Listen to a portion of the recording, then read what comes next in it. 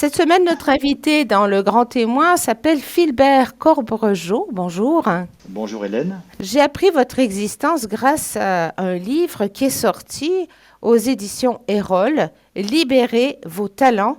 Personne ne le fera à votre place. Déjà, quand on lit le sous-titre, on se dit, oh là là, il y a une part qui nous appartient dans la libération de nos talents. Et j'ai regardé un petit peu plus avant votre livre et j'ai vu qu'effectivement, dans votre cas, ça a été le cas. Il a fallu que vraiment vous vous battiez et vous avez accepté de témoigner de votre parcours à nos auditeurs. Ben, écoutez, merci d'avance, hein. Comment ça s'est passé pour vous, votre vie, Philbert? Ah ben, je vais quand même pas me plaindre parce que où je suis arrivé aujourd'hui, je suis relativement satisfait de mon parcours, mais je peux pas dire que ça a été un chemin tranquille, hein. Oui. Je veux pas utiliser le chemin de croix, mais je vais dire que c'était un peu parfois un peu pénible, surtout avec des carcans. Vous savez, j'ai vécu des carcans comme beaucoup, d'accord, d'ailleurs, hein, un carcan, j'ai vécu avec trois carcans, un carcan insulaire, un carcan familial et un carcan professionnel. Trois carcans qui existent pour moi, mais qui doivent exister pour beaucoup d'autres personnes. Vous êtes né à Noirmoutier, c'est ça? Oui, tout à fait. Je suis insulaire d'origine de l'île de Normoutier. J'ai 61 ans et il y a 50 ans de ça, le pont n'existait pas. Alors Ah oui. aujourd'hui, on voit l'île de Normoutier comme une île touristique. C'est vrai, on voit les campings, on voit la plage, on voit toutes ces villes-là, tout ça. Mais il y a 50 ans de ça, c'était pas pareil. Il n'y avait pas de pont et il y avait trois métiers possibles. La pêche, l'agriculture et le bâtiment. Mon père était maçon et avant, il était agriculteur. Il faut dire qu'il n'y avait pas beaucoup d'évolution et on est d'une famille, pour pas dire pauvre, je veux dire très modeste, mais vraiment très très modeste. Mes parents m'ont dit tu seras maçon comme ton père, quoi. Combien d'enfants vous Même si étiez? j'avais cinq enfants. Et vous avez connu quand même à devoir vous chauffer à côté des vaches, non? Tout à fait. Ma mère me rappelle souvent que l'hiver, quand il faisait très froid, me mettait dans les tables pour justement que les vaches me chauffent. Donc vous voyez, j'ai connu ça, quoi, hein, donc. Ouais. Et donc, non, mais c'est une autre époque, hein, je veux dire, il y en a d'autres qui l'ont vécu sur l'île. Mais on n'était pas malheureux physiquement, je veux dire, on mangeait quand même à notre faim, mais on ne pouvait pas rêver davantage que la pêche, l'agriculture et le bâtiment. Moi, Ouais. je rêvais d'être avocat. Mes parents m'ont dit non, à la fin du CM2, tu seras maçon comme ton père. Qu'est-ce qui vous a donné envie d'être Je sais avocat? pas, parce que je pense que j'aimais bien d'abord débattre, j'aimais bien échanger, et puis j'aimais bien défendre les causes. Enfin, je me sentais bien dans cette peau-là. Puis peut-être le prestige que ça donnait à l'époque, voilà, je ne sais pas, mais en tout cas, je rêvais d'être avocat. Et je peux vous assurer qu'à 10 ans, quand on vous dit tu seras maçon comme ton père, eh ben, vous restez en hibernation, quoi. Et ça pendant toute la scolarité. Et donc votre scolarité n'a pas été très heureuse, donc. Non, pas du tout, parce que de toute façon, je savais que pour moi, après la troisième, c'était fini, quoi, hein. Donc, grâce à l'intervention, j'étais une école privée, hein, catholique, au Sorbet, et grâce à l'intervention du directeur, qui a dit à mes parents, non, non, non, il faut au minimum qu'ils fassent un bac. Euh, il avait même dit un bac C à l'époque, hein. Et ma mère a dit, bon, d'accord, il ira à l'école Saint-Gabriel, à Saint-Laurent-sur-Sèvre, une école réputée, mais c'est lui qui paiera ses études en travaillant Ouf. l'été. Alors Philbert, du coup, vous avez travaillé, il me semble, dans une boulangerie.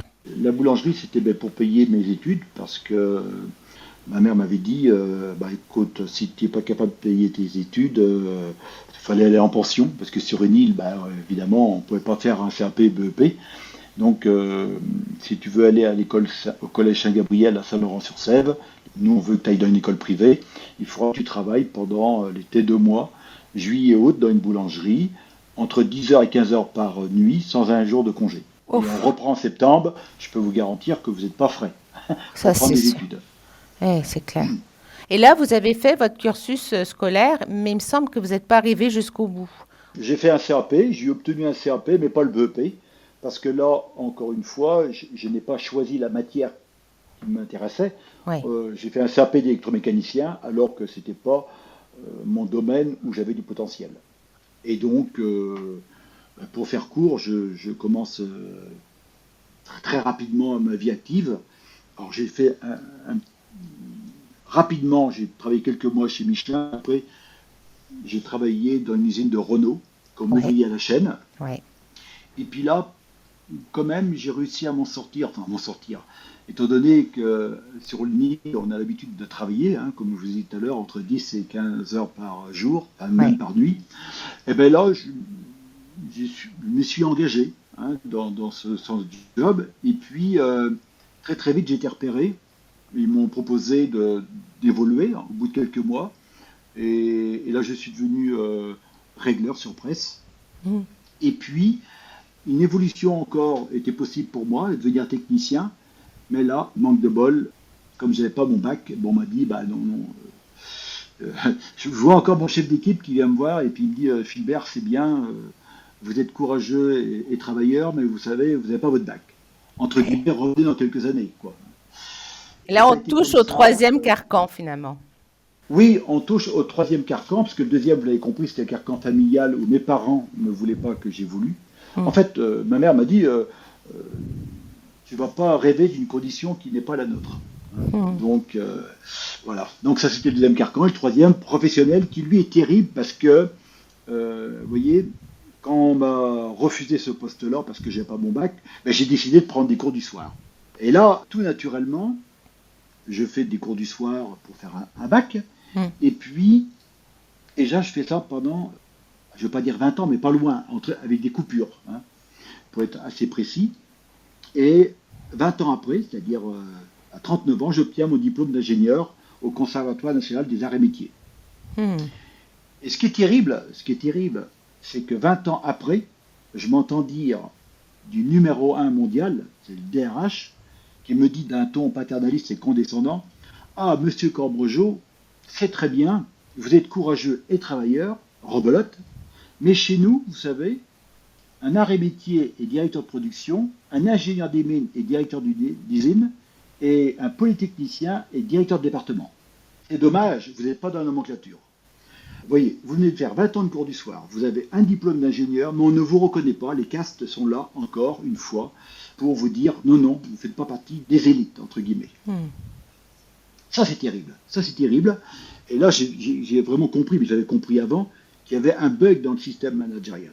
Mm. J'avais compris qu'il y avait un bug, et surtout, tous les 5 ans, j'étais obligé, j'avais déjà compris avant, parce que tous les 5 ans, j'étais obligé de démissionner, parce que je n'avais pas, pour eux, le bon diplôme, la formation qu'il fallait à chaque fois. Mm.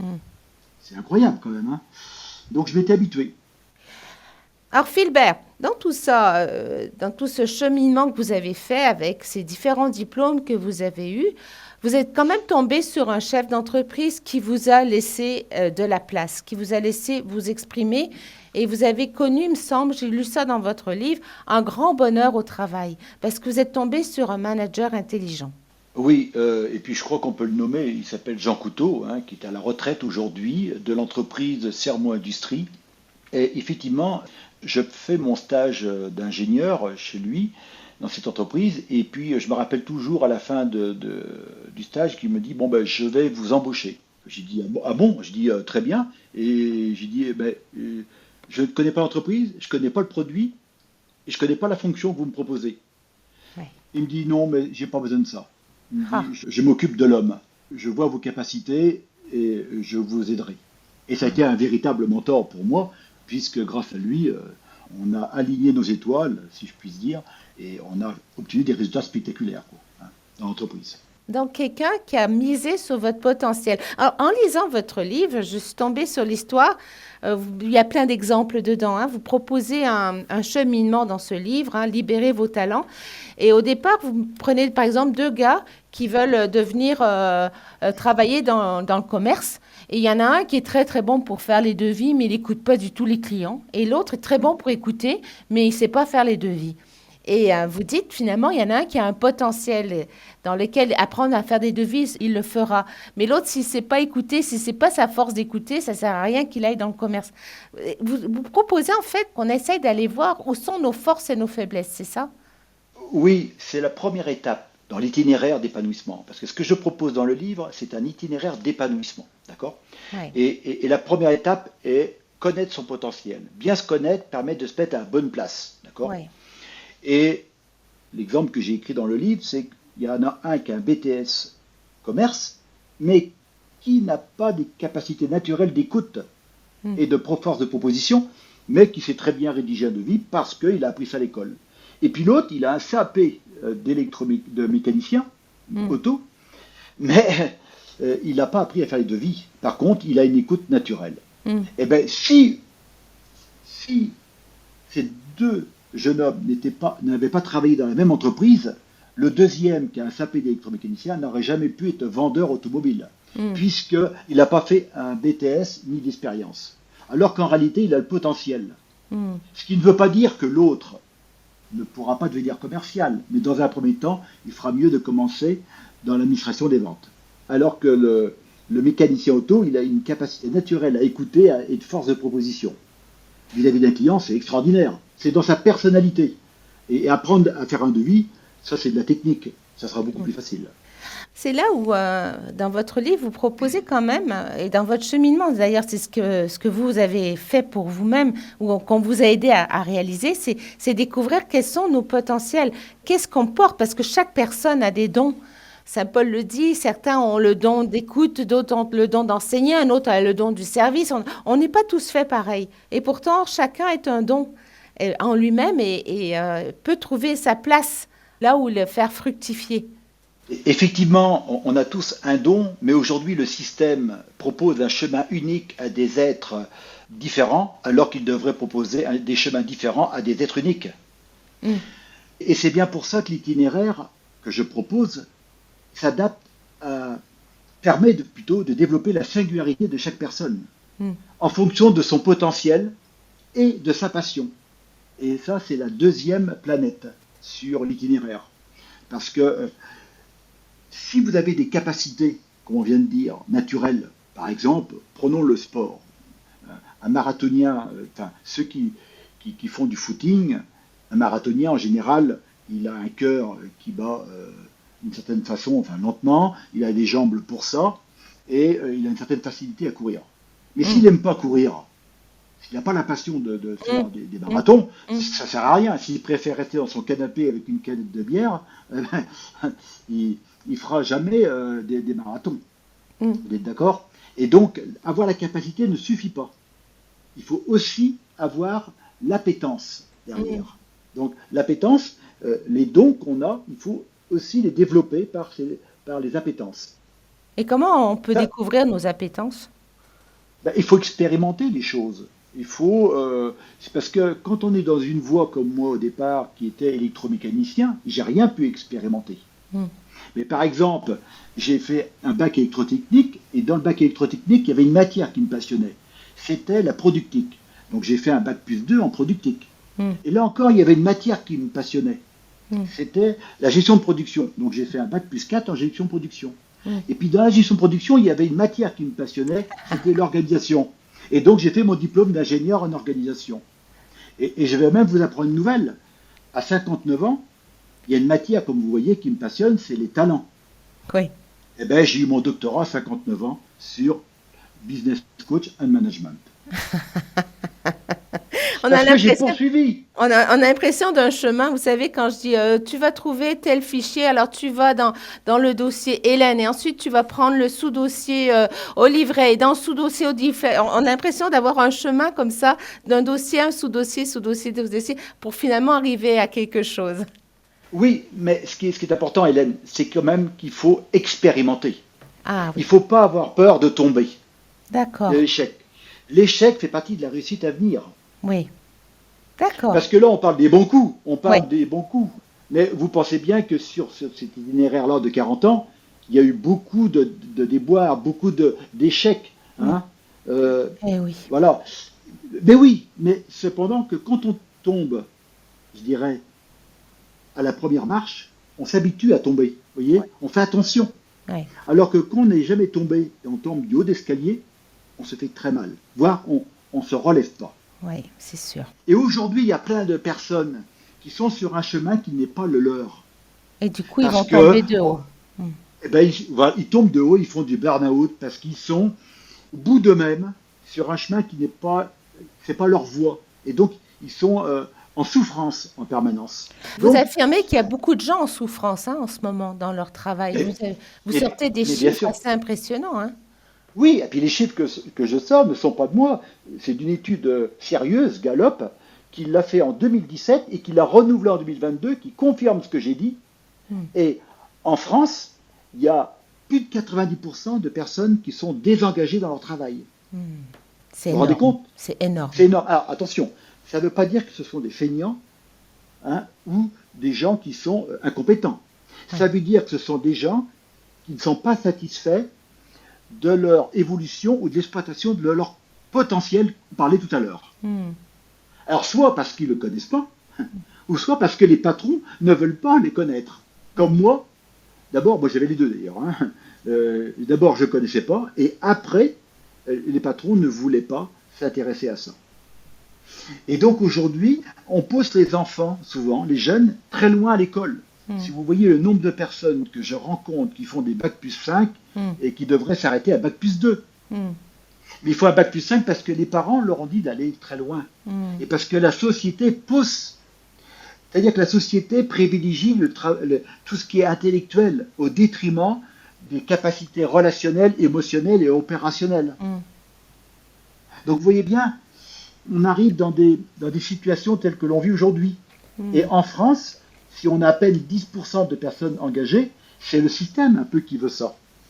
Et donc, si on arrive à aligner les planètes, c'est-à-dire partir de notre potentiel, avoir des appétences, connaître nos passions, ensuite, il faut aussi développer une professionnalisation. Il faut apprendre des choses tout de même. Il faut les développer, ces talents. Oui, ben justement, on va consolider ce qu'on a développé déjà Oui. avec le potentiel et la passion, mais pas l'inverse. J'adore la citation de Confucius qui dit « L'expérience est une lanterne accrochée à votre dos qui n'éclaire que le chemin parcouru. » C'est pas mal, oui. Mais oui, mais c'est vrai, l'expérience, c'est pas un projecteur, c'est un rétroviseur. Oui. Alors que le bilan potentiel, c'est les aptitudes. Et le potentiel, c'est une aptitude à faire quelque chose de remarquable si on l'exploite. Oui. Mais pour l'exploiter, il faut le connaître. Oui. Et une fois qu'on l'a exploité grâce à ses appétences, à sa passion, ben après, il faut le consolider, il faut se perfectionner.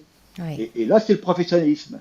Et donc, vous pensez bien que si vous choisissez un métier avant qu'il soit aligné avec votre potentiel, votre passion, c'est normal qu'à un moment ou à un autre, ce métier ne vous plaise pas et que vous fassiez un burn-out.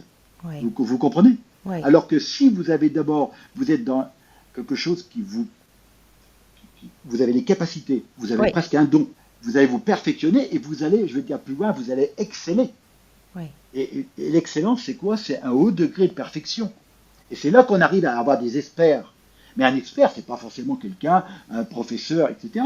Ça peut être un expert mécanicien, c'est un expert peintre, un expert dans tous les domaines. Oui. Et un expert comptabilité, comptable d'ailleurs. On l'utilise bien d'ailleurs dans la comptabilité. Et donc, ensuite, vous parlez, la 4e planète, c'est le projet. Et la 5e planète, c'est le perfectionnement. Oui, le projet, c'est pour... on a des rêves des fois d'enfance. Comme moi, je voulais être avocat. D'autres veulent peut-être être chirurgiens, d'autres veulent peut-être être pilotes, et puis d'autres veulent peut-être être tout simplement conducteurs de camions. Peu importe. Ce qu'il faut faire, c'est se dire maintenant, j'ai du potentiel, j'ai des appétences pour ce potentiel-là. Est-ce que j'ai commencé à l'expérimenter? Est-ce que je veux le développer? Parce que je peux faire quelque chose qui me plaît momentanément, mais est-ce que c'est ce que je veux faire à long terme? Pas forcément. Quand j'étais avec l'entreprise Sermo Industrie, j'étais directeur compétitivité, mais c'est pas du tout ce que je voulais faire à terme. C'était un passage. Donc ça me plaisait momentanément, mais c'était un passage. Moi, ce qui m'intéressait, c'était de transmettre aux autres. Donc j'ai créé mon cabinet après. Et donc, je me suis élaboré mon projet en 20 ans. C'est-à-dire, avant de créer mon cabinet, j'ai dit, qu'est-ce que j'aimerais faire? Eh bien, sincèrement, c'est comme ça que je me le suis dit. Hein. Je me suis dit, ça serait bien que je sois d'abord formateur, peut-être après animateur, peut-être coach après, et peut-être après conférencier. J'avais déjà ça dans la tête, et je l'écris. D'accord. Et c'est ce que je propose dans le livre, et je donne les outils pour le faire, parce que ce que je dis là, ça peut paraître facile, mais Ça peut se faire en 1 an, 2 ans, 3 ans, voire 10 ans parfois. Mm. Mais il faut le formaliser, ce projet. Parce que si on ne le formalise pas, eh ben, on peut dévier. On Mm. peut être dévié de sa route. Alors dévié par l'actualité, parce que les gens disent en ce moment, les postes qui marchent bien, c'est la RSE, ou c'est le numérique, Mm. vous voyez, ou on peut être dévié par des opportunités dans Mm. l'entreprise. Mm. Par exemple, une augmentation de salaire si on prend un autre poste, mais c'est Mm. pas en lien avec ses appétences. Mais on va le prendre parce que on veut un peu plus d'argent. Oui, il y a une Mais autre appétence qui est en jeu. ouais, oui, Ouais. non, mais on va dans une impasse peut-être aussi Oui, après. Vous voyez? d'accord. Donc le gain de l'argent n'est pas forcément le bon gain. Moi, c'est jamais celui que j'ai fait en tout cas. Hein. Et ça peut être une opportunité, comme je dis, de salaire, mais une opportunité, on vous dit, tiens, tu vas prendre un poste de responsable. Oui, mais c'est bien. Mais est-ce qu'on a des appétences pour animer ou manager? Pas Ah, forcément. en tout cas, Philbert, j'invite vraiment nos auditeurs à lire votre livre parce que ça va leur donner un chemin qui est possible, ça va leur ouvrir sûrement des perspectives et en plus vous donner quelques outils et puis vous donner aussi des ouvrages à lire et vous êtes aussi joignable si des auditeurs ont besoin d'être coachés par vous ou par d'autres coachs. On comprend mieux en fait le rôle du coaching personnel et on comprend mieux comment ça peut aussi nous rendre plus heureux à toutes sortes de points de vue. C'est pas uniquement un épanouissement personnel pour se faire plaisir, c'est aussi un épanouissement personnel pour mieux se donner aux autres et mieux remplir sa, entre guillemets, sa mission. Oui, et puis pour accompagner les autres, parce que c'est un ouvrage d'auto-coaching, mais aussi pour aider les autres à évoluer, aussi bien les parents que les managers. En tout cas, c'est paru aux éditions Erol. Ça s'appelle Libérez vos talents. Vous êtes Philbert Corbregeot et c'est un livre qui vaut 18 euros. Voilà qu'on propose aux auditeurs de découvrir. Merci beaucoup Philbert et à la joie sûrement de vous recroiser et sûrement de vous interviewer à nouveau à une autre occasion. Merci Hélène.